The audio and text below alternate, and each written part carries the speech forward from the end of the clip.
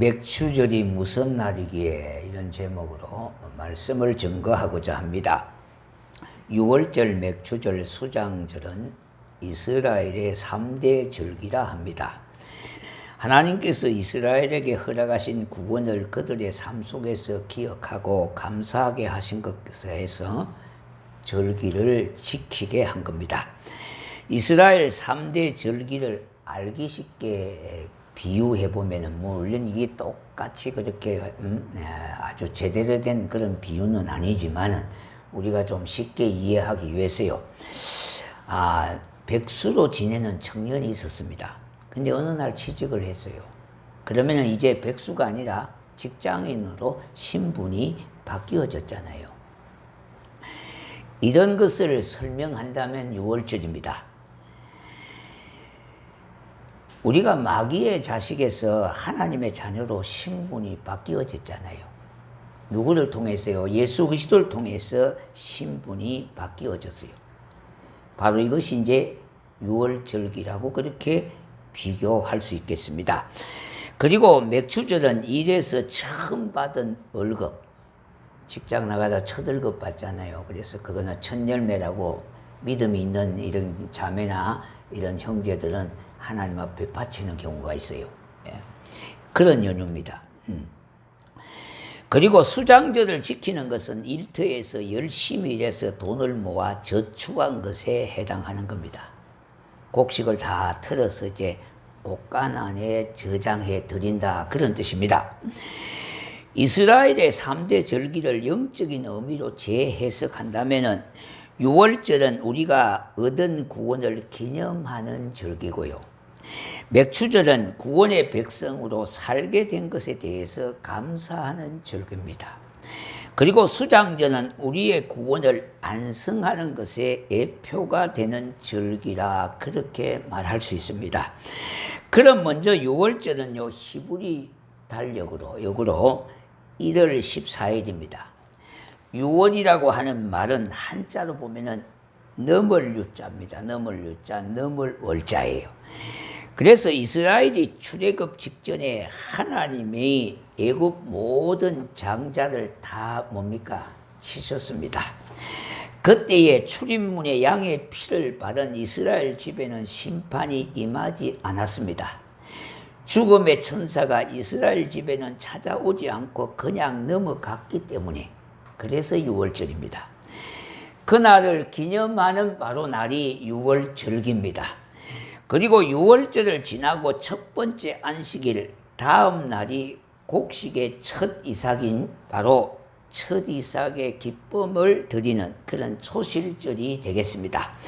초실절에서 7주를 계수한 그 다음 날이 맥추절이 되는 겁니다. 이는 7주를 7번 계수한다고 해서 77절이라고도 그렇게 합니다. 7주를 7번 계수한 다음 날로부터 지킨다고 해서 오순절이 되는 겁니다. 이 오순절의 수는 10을 뜻합니다. 10명. 그래서 우리가 순장 그러면은 10명의 사람의 장이 된다, 그런 뜻입니다. 그러니까 오순절이니까 바로 50일이 된다는 말입니다. 특히 오순절은 사도행전에서 성령님이 우리의 구원의 역사를 이루기 위하여 강림하신 날로 성령 강림절이라고도 하는 날입니다. 우리 성경에 맥추절 할 때에 맥이 한자로 보리맥자를 쓰잖아요. 그래서 보리 수확에 대해 감사하는 절기로 오해할 수가 있는데, 이때 수확하는 것은 보리가 아니라 밀 수확입니다. 한자로 보리를, 대맥은 보리를 말하고 소맥은 밀을 말합니다. 그래서 소맥 이렇게 얘기하죠. 그래서 이제 보리수는 대맥주라 이렇게 얘기합니다. 그래서 요새 보면 소맥을 많이 찾잖아요. 이게 이제 주가 된다, 그런 뜻입니다. 6월절 어린 양으로 십자가에 달리신 주님이 안식 후 첫날에 부활하셨습니다. 고린도전서 15장 20절에 예수님은 죽은 자의 첫 열매가 되셨던 겁니다. 예수님이 부활의 첫 열매가 되셨으니 우리도 부활의 몸으로 천국에 들어갈 수 있는 보증을 얻게 되었습니다. 오순절날 성령님이 강림하신 것이 바로 그에 대한 표정표입니다. 보정표. 그런 면에서 우리는 맥추주일의 의미를 바로 해야 하겠습니다. 그러므로 구약 성경의 절기들을 문자적으로 지키고자 하는 것은 매우 위험한 신앙적 형태가 되는 겁니다. 오늘도 이단이나 유사 종교에서 보면은요, 이걸 그대로 재현하는 그런 유사 종교들이 있어요. 이건 이단. 예. 구약 시대의 대표적인 절기인 유월절과 장막절, 맥추절 외에도 많은 절기들이 있었습니다. 그런데 절기와 제사가 예수 그리스도께서 오심으로 인하여 모든 의식과 규례들이 그리스도 안에서 이루어졌기 때문에 이 절기는 다 폐해졌던 겁니다. 그러니까 우리가 오늘날 맥주 감사 예배로 드리는 것은 감사의 방점이 있어요. 절기 자체에 방점이 있는 게 아니에요. 구약적 절기는 이미 지나갔어요. 다 예수 안에 이루어졌기 때문에 바로 그 주인공이 예수거든요. 그러니까 예수님이 오셨으니까 그 모든 절기는 이미 다 폐해졌다 이 말입니다. 그러나 그 은혜에 대한 것은 감사가 중심을 이루고 있기 때문에 오늘 우리가 맥주 감사 예배로 하나님 앞에 예배를 드리는 것입니다. 그러니까 우리는 더 이상 구약적인 제사나 절기를 지킬 의무가 없게 된 겁니다. 구약 시대에 지켰던 유월절이요, 고린도전서 5장 7절 그리스도의 죽으심으로 성취되어 더 이상 지키지 않는 절기가 된 것처럼 맥추절 또한 사도행전 2장 1절의 성령 강림으로 인하여 더 이상 문자적으로 지켜야 하는 절기가 아닌 겁니다. 그런데 이러한 맥추절을 한국교회가 7월 첫 주일을 정해서 맥주 감사 예배를 드리는 근거와 이유는 다름이 아니라 구약시대의 3대 절기의 중심이 바로 하나님의 구원의 역사와 신앙의 삶과 연관이 있기 때문에 그런 거예요. 그런데 여기에서 한 가지 먼저 언급하는 것은 신약시대에 있는 우리가 구약적인 절기와 제사를 어떻게 재해석하느냐에 달려 있습니다. 우리 성경에 맥추절이라고 하니 보리를 추수하는 것으로 오해할 수 있습니다.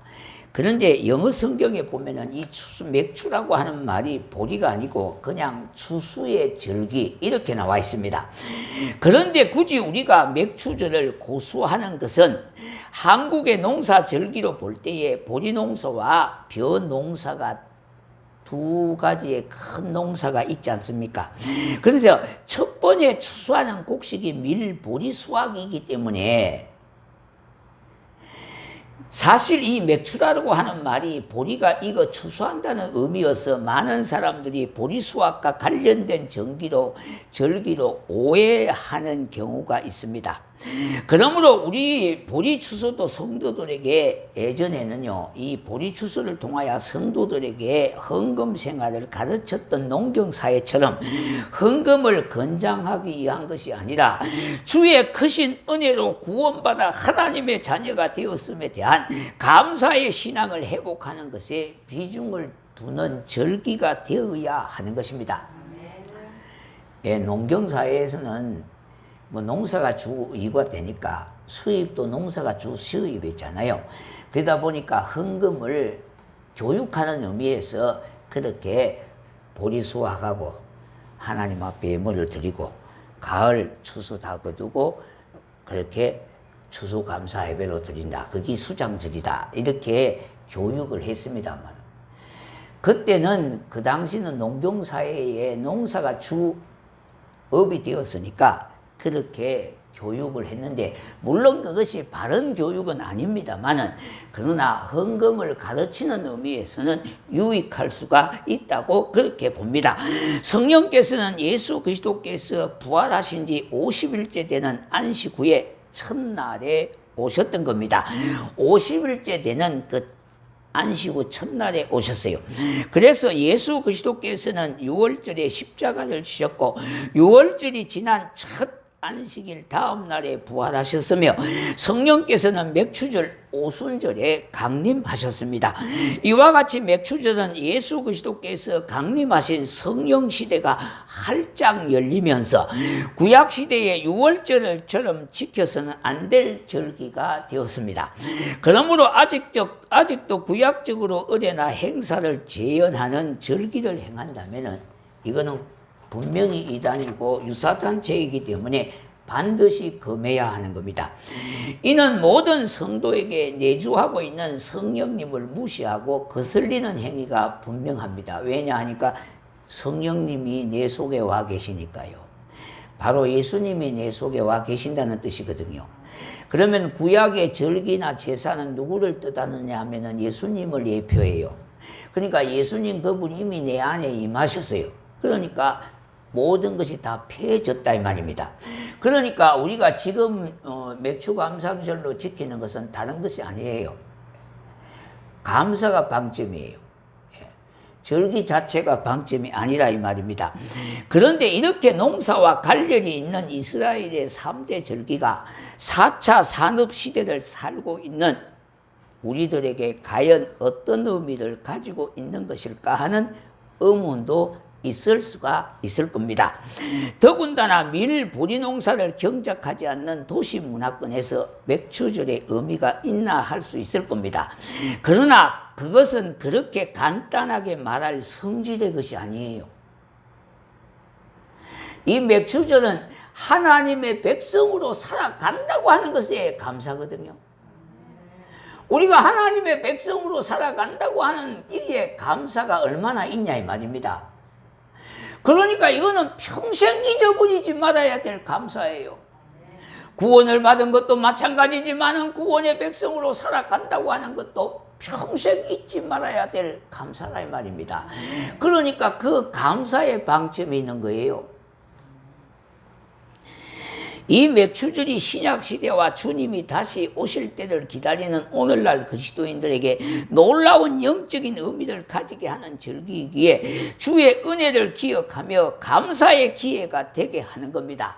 사랑하는 성도 여러분, 출애굽기 19장과 20장에 보면은 하나님은 유월절 이후에 50일이 되던 날 놀랍게도 말씀으로 이스라엘 백성들에게 임재하셨는데 그것이 뭐냐 하니까 바로 십계명이라는 겁니다. 무엇보다 두 돌판에 기록된 하나님의 말씀인 십계명이 유월절 이후에 50일이 되던 날 이스라엘 백성들에게 주어졌다는 겁니다.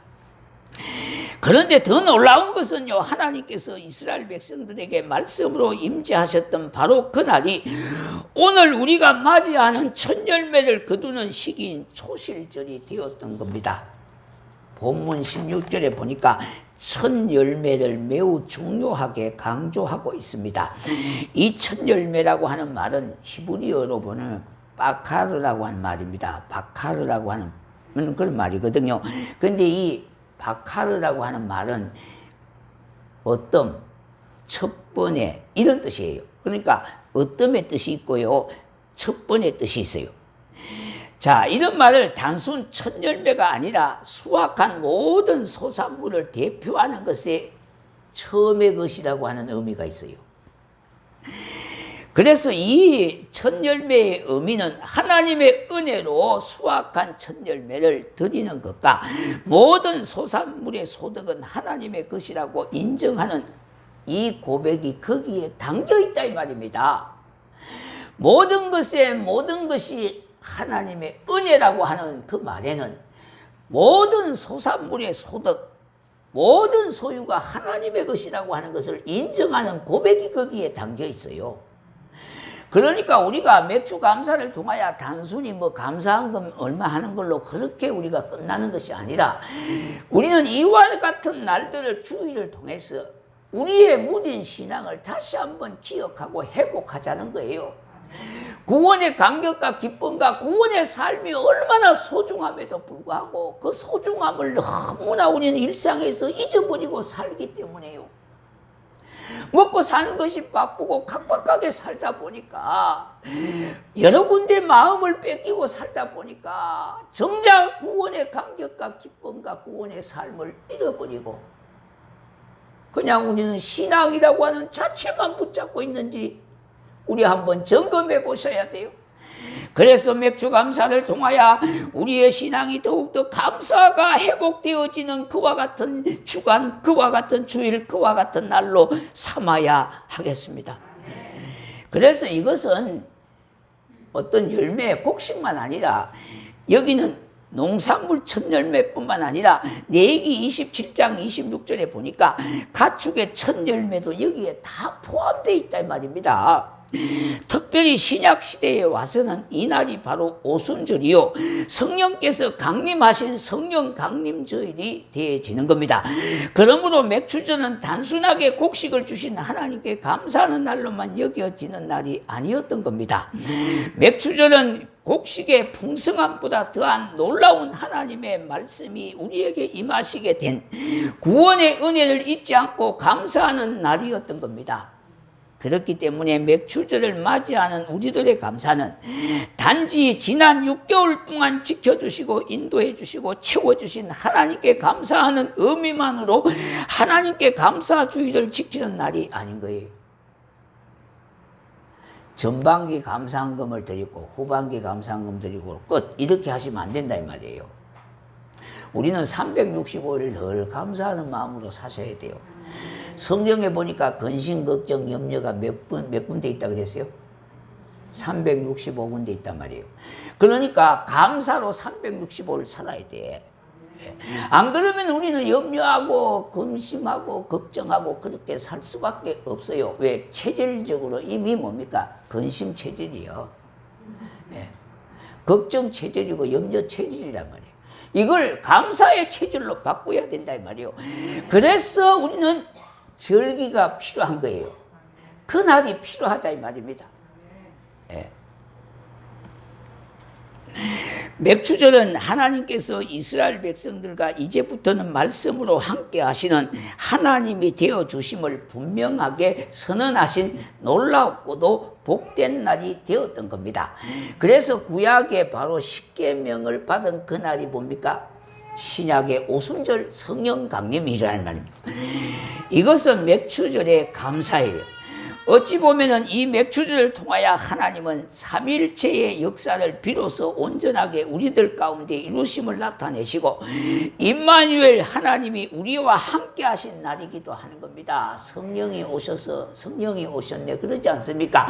성령이 내 심령 속에 임하셨어요. 그날이 바로 구약의 이스라엘 백성들에게 십계명을 주신 날과 같은 의미라는 겁니다.